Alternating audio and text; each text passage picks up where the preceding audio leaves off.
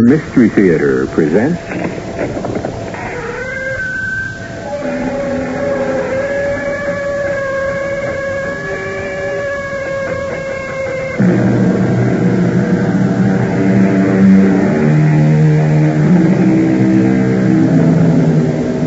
Come in. Welcome. I'm E.G. Marshall. What is about to unfold is the occult experience of a frustrated man, James Archer, and of what happened to him when he stepped beyond reality as we know it. I think I can safely say that each of us has had an experience so frustrating that we'd have given anything in the world to have had the power to overcome it. James Archer was given that power. I have your letter, Mr. Weber. Major Wayne, my son-in-law, James Archer, has been missing for 3 months. His body, or a body like his, was found in the Hudson River. His insurance has been paid over to my daughter, Nancy, Mrs. James Archer. Yes, we know all that. You also know that I'm president of a small bank in Terrytown. Can you explain how a substantial deposit is made in my bank each month to my daughter by her husband who is dead and buried?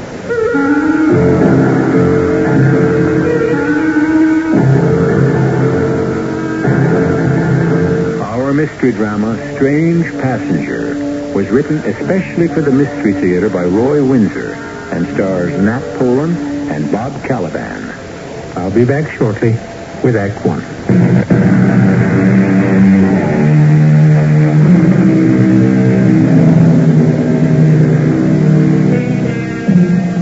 Have you ever looked up at the night sky and the moon hanging there and just wondered? Man is finite.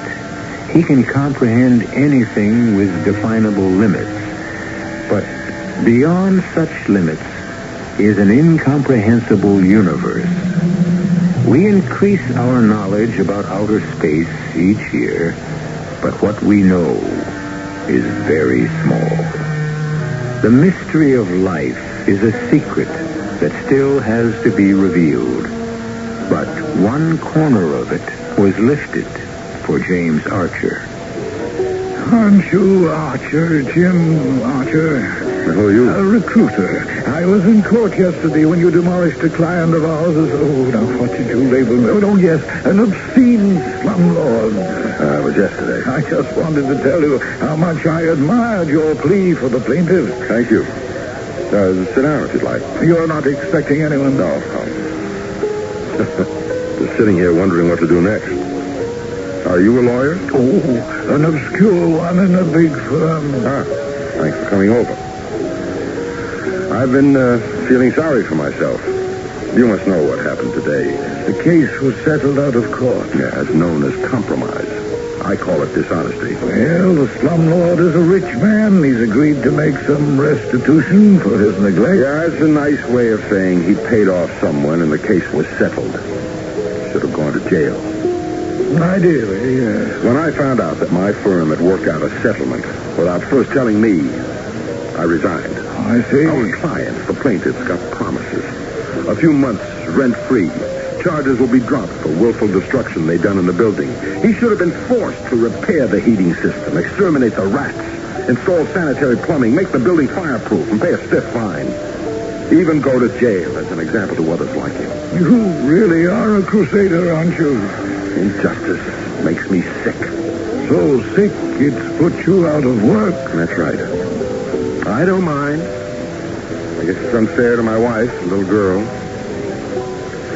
Well, I'm sorry. It's after 6. I'd better telephone home, tell my wife the happy news.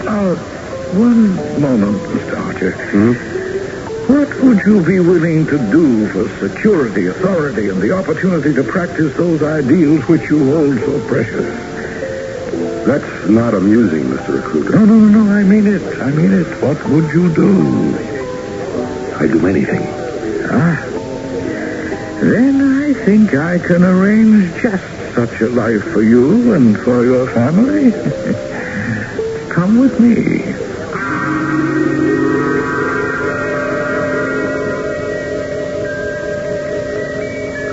recruiter, so you have found a man of integrity. Yes, Cosmo, this is James Archer, a gifted lawyer who believes that law and justice should never be compromised. Is that correct, Mr. Archer? Yes. May I ask where I am? Where we are is unimportant. You came here of your own free will. You are under no obligation to stay. If you say so, we will transport you back to the city. No, thank you. At least not until I've heard what this is all about. How can you guarantee me an honest, uncompromising life? Because I represent, in fact, I embody a viewpoint that is both utopian and attainable. And what is that? The bloodless establishment on your earth of a society in which each man is equal, in which each earthling will lead a happy life. A society in which certain outstanding men such as you can become will reestablish moral values and strive to relate to life beyond Earth. Well, that's mumbo-jumbo, but it sounds good. It's not mumbo-jumbo. You say that because you cannot see above the daily scratching and clawing for survival. All right, Mr. Cosmo. What do I have to do in order to attain this utopia of yours? Who pays my salary? What about insurance, pension? Oh, details. You will never need to worry about any of them. And while you are away, before you begin your mission, your wife and child will be provided for. My mission? Yes. Soon after it begins, you will rise swiftly. You will become a man of importance locally, then statewide, and then perhaps in your nation. You will proclaim what you honestly think. No more compromise, no watering down of the law or of justice. Mr. Recruiter? Yes? Are you sure I'm not still in that bar trying to forget my worries? Oh, I am very sure. The opportunity that has come to you has come to only a few others on Earth. Just who are the two of you? There's something very weird about all this. It seems so because you are earthbound, Mr. Archer. Are you saying... No, that's nonsense. I know that a lot of people report flying objects.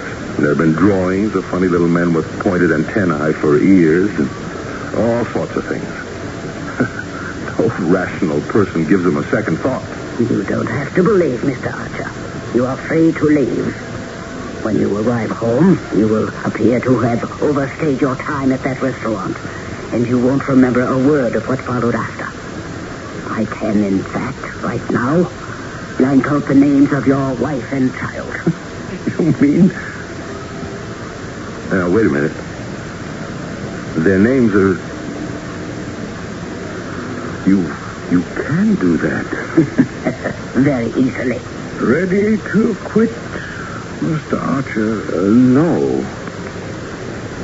No?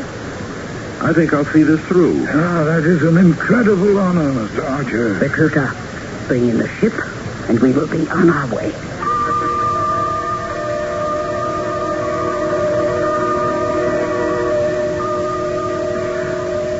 Your father tells me a strange story, Mrs. Archer. Oh, it's worse than strange. It's bizarre. It's over 3 months now since my husband just vanished.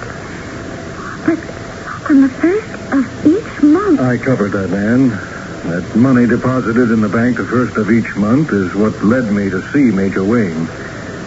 What do you make of it, Major? First, Mrs. Archer, tell me again everything you remember from the night your husband didn't come home. Well, he'd resigned from his job. He went to a bar near his office and sat down to think over what he'd done. Some acquaintance joined him, and then they left. Well, next, the Missing Persons Bureau called to have me identify a body they'd found in the river. It was dressed in Jim's clothes, and I guess it was Jim. You thought so too, Dad? Yes, I did. But both of us had misgivings because it just made no sense. Jim was as straight as an arrow. Unless he'd been murdered, we somehow just couldn't believe it. The body was his. No other person in his life? Absolutely not. No, Major. Jim Archer lived for his work and for his family. He was a thoroughly honest man. And the body found in the river had died from a violent stroke, as if it had been electrocuted?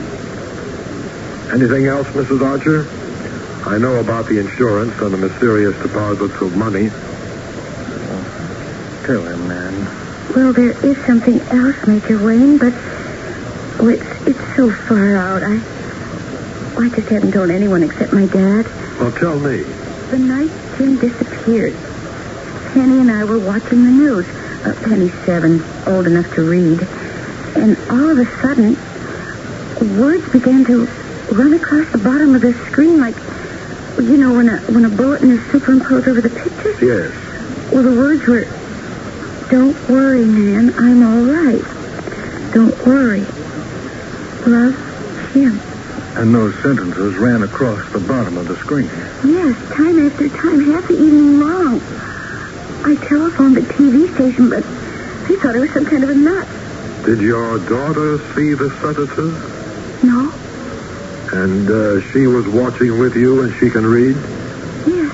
I know it sounds incredible, Major Wayne. I have no reason to disbelieve you, Mrs. Archer. Well, what the devil do you make of it? I don't know quite what to say.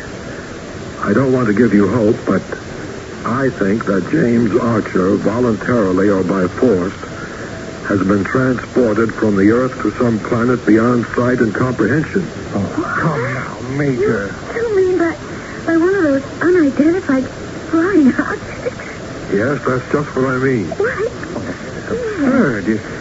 Do you mean to tell me our intelligence gives even the slightest credence to that Buck Rogers kind of thing? Mr. Weber, let me give you some facts. As long ago as 1959 in Boinani, New Guinea, Reverend William B. Gill, his assistants, and the entire student body of his missionary school, about 27 persons, observed a strange object hanging in the sky a few hundred yards away. It was oval-shaped and had a deck on its top, like an observation deck. Gill saw what looked like men and waved to them, and they waved back. Then the object raised up and flew straight off into the sky. Come on. There were many remarkable sightings in Michigan in 1966. The UFO craft looked like a huge pie, well lighted with red, blue, and white lights spinning all around it. There had been sightings in Delaware, Illinois, Tennessee, South Dakota, Mississippi. In fact, almost everywhere. And you think that there really is such a thing as an unidentified flying object? There's no question about it. You terrify me, Major Wayne. Yes, it terrifies me, too. And you think that maybe one of them carried Jim off? I don't know. It's a possibility. But why Jim? I can't answer that. What do we do? We have agents in many parts of the country. I'll alert them to Mr. Archer's disappearance. And Mr. Weber. Yes, Major. I'll need your cooperation. I want to know when those deposits are made and who makes them. If it's a human, I'll want to ask some questions.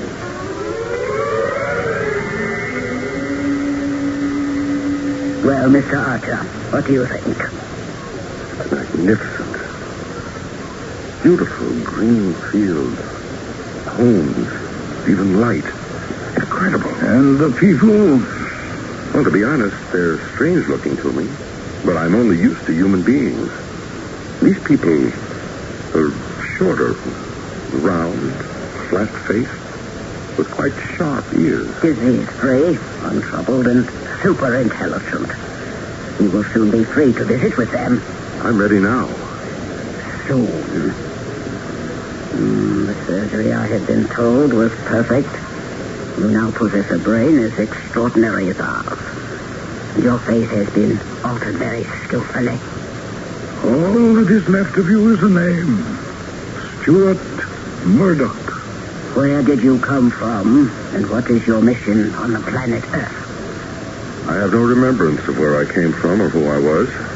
My mission on Earth is to become a leader of my people and to prepare them for your bloodless conquest of my country. You have been away from Earth for 6 months. He is ready, recruiter. Oh, yes. Take him among our people for a week, then fly him back. Drop him outside Fargo, North Dakota, supply him with money, and return. Yes. And let nothing interfere with those regular deposits of money. You'll have to compensate. He now belongs to us.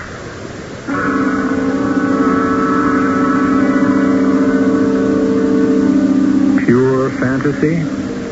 Unidentified flying objects?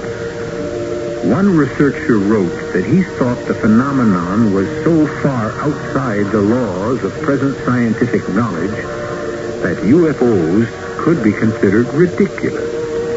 But once he was exposed to the hard facts, he concluded that the existence of this unexplainable phenomenon is, and I use his exact word, overwhelming. The strange story of James Archer, the recreated man, will continue in a few moments.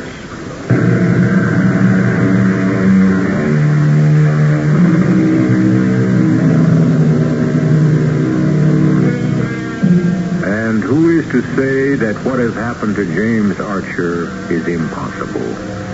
Dr. Faustus sold his soul to the devil in exchange for 24 years of every pleasure and all knowledge at his command. And James Archer's state of mind has led him in the same direction. It is, remember, 6 months since Archer vanished, literally into thin air. Excuse me, Mr. Weber. Major Wayne. It's Johnson here, sir, field agent. Anything? Well, yes, sir. An unidentified flying object was seen hovering in this Fargo area late this afternoon. I see, and? I'm at the Nygaard farm, about 30 miles northwest of Fargo, in a small community named Shawnee Creek. It's pretty desolate. Apple and I put down our two-seater in one of Nygaard's fields and taxied it to the side of a big barn. Good. See if the UFO lands and if anyone leaves it. If so, follow the man. Don't pick him up, but don't lose him. I want to learn where he goes. Yes, sir. This is fantastic, Major. If I mentioned any part of this weird conversation to my friends, they'd think I was ready for a mental hospital. Well, you're not, Mr. Weber. It's real enough. Oh, and let me give you a warning. Yes? Let's say that James Archer is returning by a UFO to Earth from wherever he's been. He'll be returning for a purpose, and to achieve that purpose, he won't be the same man. I don't quite understand. If, as I suspect, he was chosen by some power from another planet because he had soured on his life and our civilization, and if that power has some objective on our planet Earth, you can be sure that Archer's been brainwashed and indoctrinated deeply. So, even though he might look the same, He probably won't. We had one experience in which a man who had vanished was brought back into custody. He was not the same man he had been. He'd become a robot.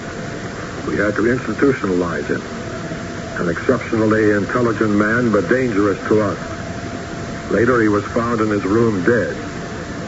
Somehow, he'd been electrocuted.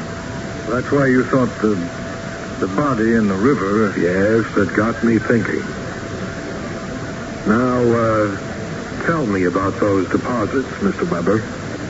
Promptly, the first of the month, a cash deposit of $5,000 is made to the account of my daughter. We alerted our bank security guards, and when the last deposit was made through the night deposit slot, one of the guards spotted the man who dropped it. I have a description of him here. Good. I'll have one of my agents try to spot him and follow him. Then we'll pick him up for questioning. It might be ticklish. We have nothing against the man.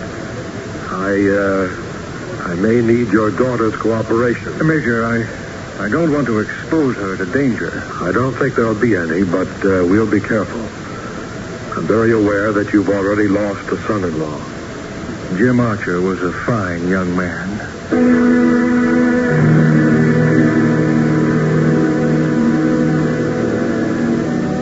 Hello? Who is it? Oh, hello. Don't be afraid. Come up to the front of the church. I'm Reverend David Hode, the minister. I apologize for entering. Never apologize for entering a house of God. Who are you, young man? Stuart Murdoch. Not from around here, are you? No. Can I do something for you? Well, I didn't enter to do any damage, Mr. Hode. I should hope not. We don't have vandals out here on the prairie. Are you lost? Am I near Fargo? About 30 miles by the state highway. Do you have a car? No, but if you'll point me in the right direction. Glad to, but you won't find much traffic at this time of night. I take it you're hitchhiking. Unless there's someone around here who'd drive me to the airport. I have money. There's something on your mind, Mr. Murdoch. Anything I can do to help? Oh, no, I'm fine. Have you been in the church for... No, you just walked in, am I right? Yes, a minute ago. And before that, you were outside? Yes. Now, if you'll show me the way to... Of course, all in good time, Mr. Murdoch. May I ask you a question? Did you see what I saw, and is that why you come here? What did you see? A saucer-shaped thing hovering in the sky, and then coming close to the ground, not far from old Neil's Nygaard farm, half a mile from here. What do they call an unidentified flying object? And you think you saw such a thing? I know I saw it. I'll be going along. Others saw it, too. I came to my church to pray to God to protect all of us. From what? Satan. Reverend Hode, there is no such thing as Satan. It is in a man's self that he is good or evil. Young man, I believe in God, and he sustains me, and in believing in him, I accept Satan as a fact. A fact of what? He was cast out of heaven and is the chief monarch of hell. Of hell, which is? Many things, Mr. Murdoch. Satan corrupts mankind. The struggle to possess a soul for good or for evil goes on in a man forever. The presence of God within you cannot be extirpated. Then I don't have anything to worry about. The day will come, I assure you, when you will feel his presence, and he will help you to decide what is right. Okay, if you say so. You have been infected, haven't you? Odd you didn't see that unidentified flying object. Oh, I saw it. The fact is, I had a ride in it. You know something? You just may have at that.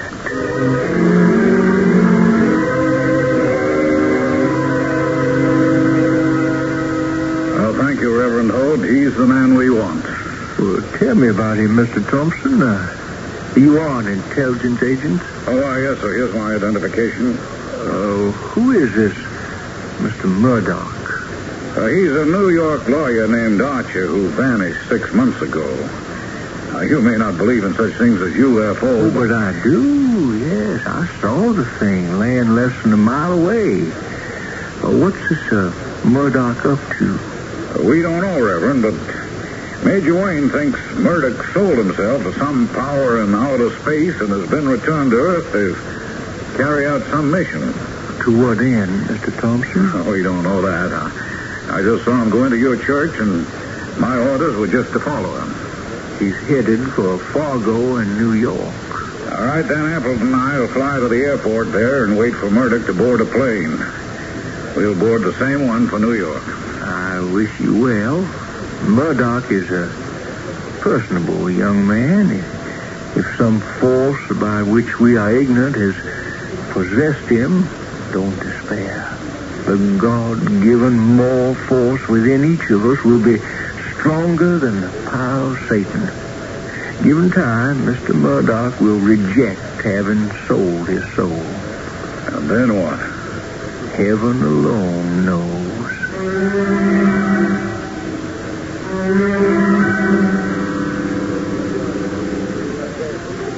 He comes in here almost every day after work. Oh, I'm terribly nervous, Major. Not Major, Mrs. Archer. I'm just plain Bill Wayne, your accountant, and you're Nancy. You got that straight? Yes, of course. Bill? It's 5:45. He ought to be along any... Uh-oh. That's the man. He's taking a seat in that booth. You know what to do. Yes. Wish me luck. I beg your pardon? Oh, yes? My name is Mrs. James Archer. May I speak with you for just a minute? All right. Please sit down. Oh, thank you. Who are you motioning to? Bill Wayne, my accountant. Join me, Bill? My name's Bill Wayne. Oh, how do you do? You followed me here? Oh, no. I come in here almost every day. Mrs. Archer came into the city today, and I invited her to have a cocktail with me. Are you, well, are Mrs. Archer and her accountant supposed to mean something to me? Well, you see, you've been identified as the man who deposits $5,000 in my account every month. I just wanted to meet you and to thank you. I really don't know what you're talking about. Mrs. Archer, what is it? Yes. Well, if Mrs. Archer has made a mistake, we apologize for it. Are you mistaken, Nancy? Well, I don't think so. I have a picture with me. You had someone take my picture? Well, you see, my father's president of the bank, and he wanted it done. Does he make a practice of taking pictures of his depositors? Well, you see, my husband vanished 6 months ago, and he still keeps supplying me with this very generous amount of money each month. You must admit it's strange. You say he vanished? Yes. Oh, yes, I vaguely remember the name now. Archer, wasn't his body found in the Hudson River? Well, a body was found. And identified? Well, yes. Then what you've told me is impossible. I agree with you. A dead man could not make monthly deposits to his widow. That's what's been troubling Nancy. She thought that if she could meet the man who made the deposits, she might get an explanation and be given some hope. Hope? That Archer is still alive? Well, that also sounds impossible. Well, if we've made a mistake, this is the picture of you, though, isn't it? Mr. I don't know your name. Recruiter, yes, that does look like me. But you're not the person who makes the deposits? May I ask what difference it makes who provides you with money, Mrs. Archer? Well, it doesn't really. I'm grateful. But I keep thinking that if Jim is still able to provide for me, he just might be alive somewhere. Just as a matter of business, Mr. Recruiter, we have to find out where the money comes from. It's source. Oh, I'm afraid I can't help you. The money comes to me, and I'm just instructed to make the monthly deposits. Who? I mean, where do the instructions come from? Can you tell me that? Anonymous. Somehow it doesn't seem right. If Mr. Archer did someone an enormous favor... Well, did he? Do you know if he did? I never met the man. Now, you'll excuse me. No, goodbye, Mrs. Archer, and enjoy the money. Goodbye, Mr. Wayne. I wouldn't worry about the money. No. Consider the name.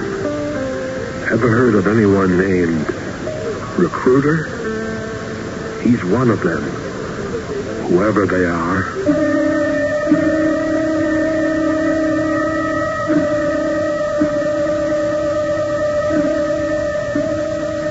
We are eavesdropping on a grotesque subject, UFOs, about which there isn't much doubt.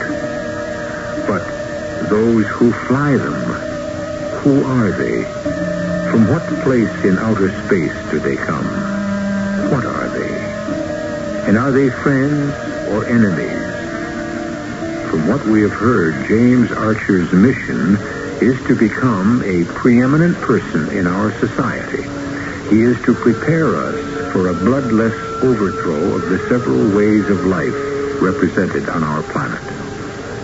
Why? I'll be back with Act 3 shortly.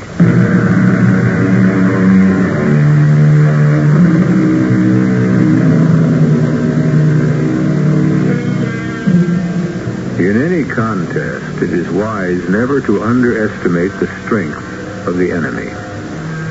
But what do we do when confronted by an incomprehensible force, one beyond finite understanding?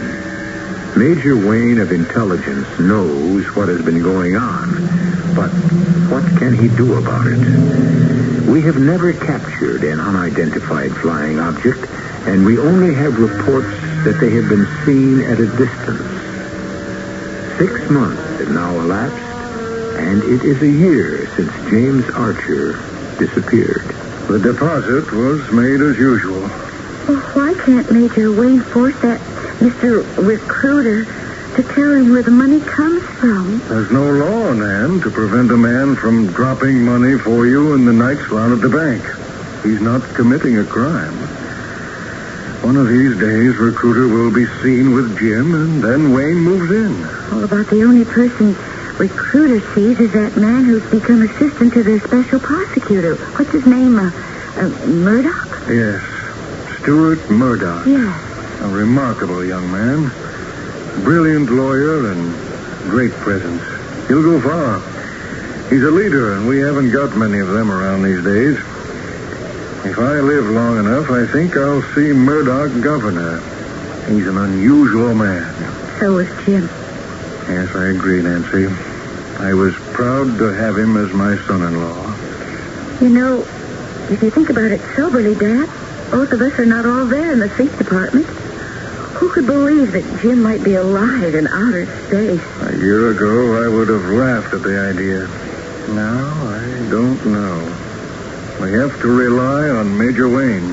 Well, I'm not going to much longer. What do you mean by that?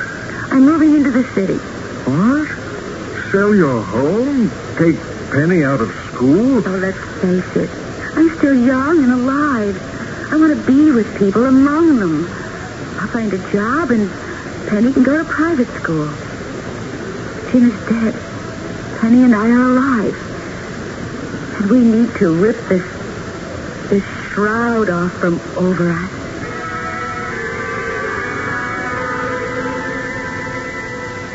Happy to meet you, Reverend Hode. You remember Thompson? Sure do. It's nice of you to have invited me to New York, my first visit. It's an impressive sight.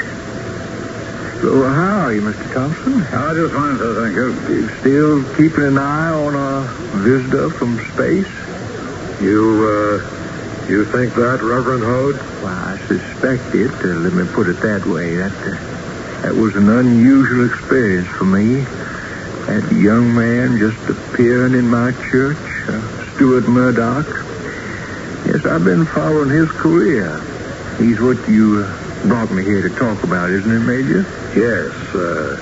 You've met him, and you've talked with him. And I'm sorry for him. He's getting what he set out to achieve, but Stuart Murdoch, whether or not he was put down from a spaceship as a soul possessed. Well, tell me, what do you want me to do? Well, I want you to give a small party. Thompson, arrange it with the hotel. Major, you want me to invite the guests? Well, you invite Mrs. Archer. She's a little cool toward me these days, and I'll invite her father. No, you invite both of them. Just tell them that if you want them to meet a friend of yours from North Dakota who may have something to say that will be of interest to them. Mrs. Archer. Oh, yes. We think there's a chance that Stuart Murdoch is the former James Archer. Nancy Archer is the presumed widow. The other person you'll meet will be Hugo Weber, her father. And I'll be there as Bill Wayne, Mrs. Archer's accountant. So, there'll be 5 of us. I should be most happy to help you if I can.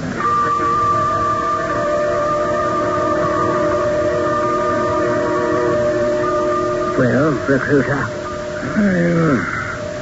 I'm troubled, Cosmo. why?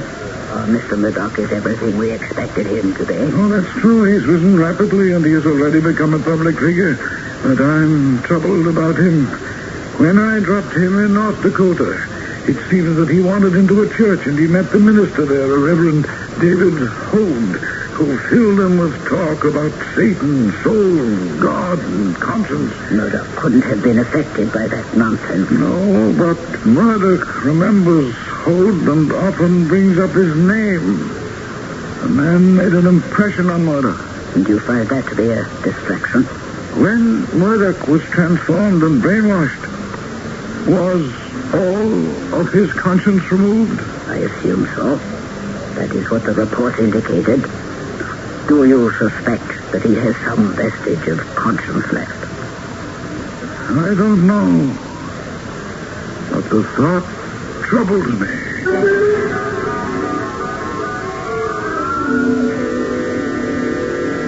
Right on time, Reverend Hope. 5 o'clock. Let's hope it all goes well. Mrs. Arch and the others should be right along.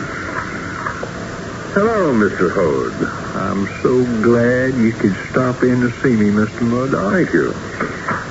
Meeting Joe Thompson, a member of my church back home. Joe, this is Stuart Murdoch. How do you do? Sit down, Mr. Murdoch. We have tea or whatever else you'd like. Tea, please. Oh, good. I don't try to impose my taste on others. I thought that was your job, Reverend.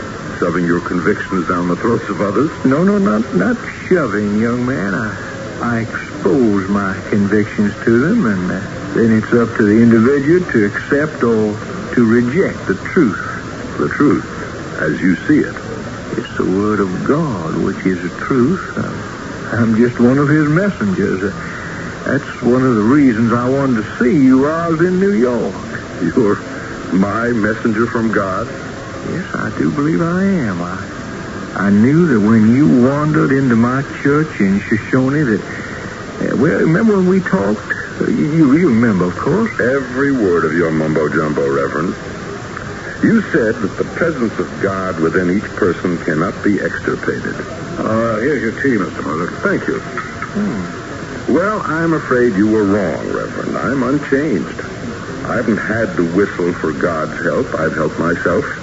And as you may know, I've been very successful. But you're here, Mr. Murdoch.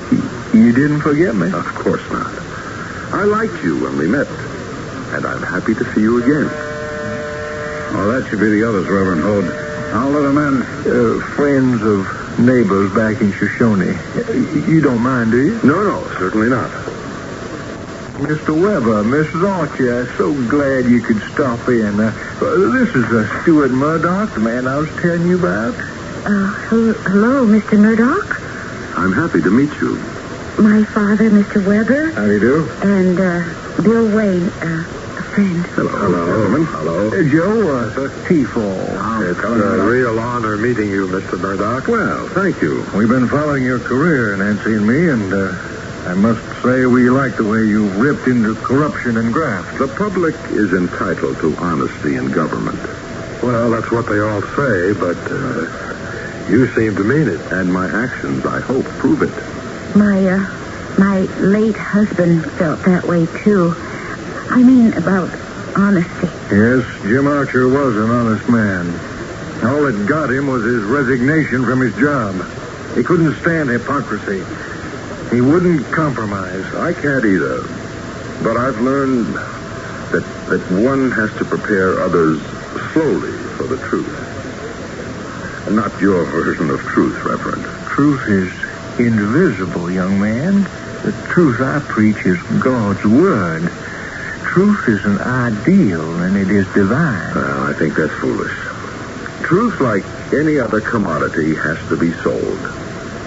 If you'll excuse me, I do have to be going. I'm happy to have met all of you. And Reverend Hode, do pay New York another visit. I can find my way out, Mr. Thompson. Well, Mrs. Archer? No, Major. Stuart Murdoch isn't Jim Archer transformed in space and returned to Earth. What is it? The very idea is absurd.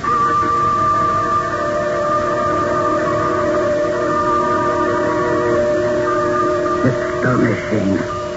An obscure minister from North Dakota has created wonder in your mind. He insinuates the thought of God and conscience into your mind, even though you know, as we know, that both are fiction. You still are earthbound. Well, Mr. Murdoch, we seem to have failed. It has happened before, but not often. I can offer you a choice. A return to our planet for a short time, and then resume your mission on Earth, or remain here now. I don't know what to do. Why can't we go on as we have been? I'll carry out the mission. I'm afraid that's no good, Mr. Murdoch.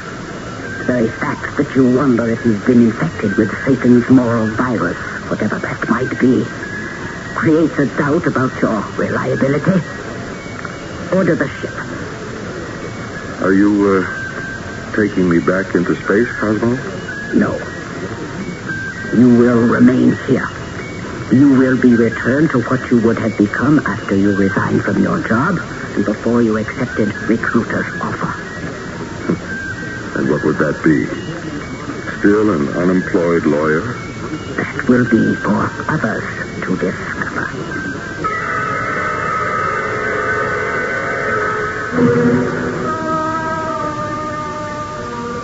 Open the door, Thompson. Follow me. Have your gun ready. Yes, sir.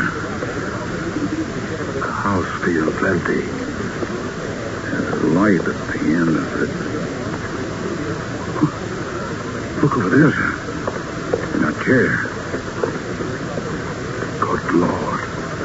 Why, that's James Archer. I know from pictures of him. It's asleep. Yeah, or drugged. His hair has turned gray and, look at his face. Worn and haggard. He looks like a drunk sleeping it off. Archer? What is this, Major? His hand is cold as ice. He's dead.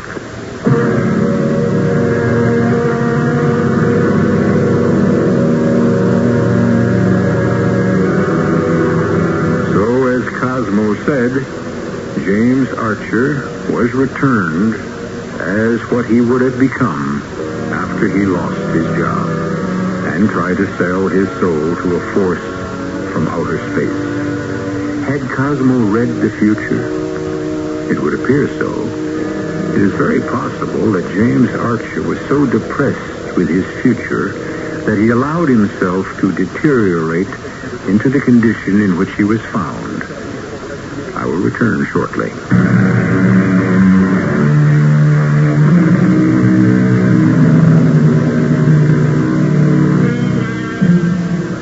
Frustration leads some of us in dangerous directions. For most of us, however, hope extends a hand to lift us up from despair. James Archer never grasped that hope. He angrily preferred the path that led him to become the instrument of a force from another planet, whose goal is the bloodless conquest of Earth, not by invasion, but by indoctrination. He saved his soul, even though it cost him his life. Our cast included Nat Polan, Bob Caliban, Evie Juster, Ian Martin, and Frank Behrens. This is E.G. Marshall inviting you to return to our Mystery Theater for another adventure in the macabre. Until next time, pleasant